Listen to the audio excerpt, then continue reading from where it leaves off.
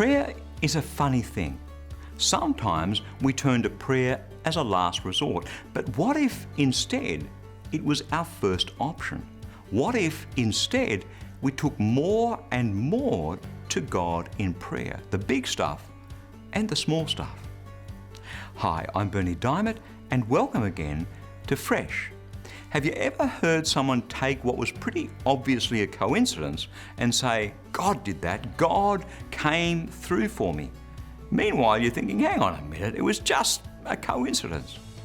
I used to think that until one thing led to another and Jesus became real to me.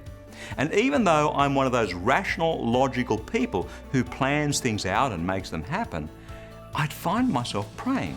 I'd ask God for things to happen, and they did. And not just happen, but happen with a miraculous twist.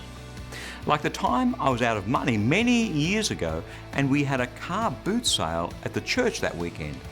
I sold everything within an hour whilst nobody else sold anything for the rest of the day.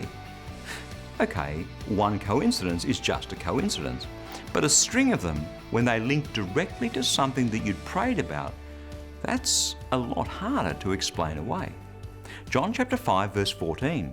And this is the boldness that we have in Him, that if we ask anything according to His will, He hears us. And if we know that He hears us in whatever we ask, we know that we have obtained the request that we made of Him. Someone said to me recently that coincidences are things that stop happening when you stop praying. God isn't going to dance to our every whim and fancy. He is, after all, God. But like any great dad, He will pitch in and help, and no job is too big or too small for Him. When you pray, He hears you. That's God's word, fresh for you today. Jesus had a lot to say about prayer. He prayed a lot and He taught about radical outcomes to prayer. Funny thing happens when we listen to God and start living as though the stuff He says is meant for us.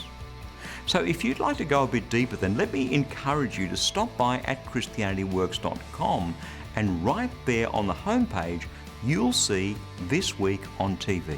You can watch this week's half-hour television message for some more in-depth teaching straight out of God's Word. Again, that's christianityworks.com.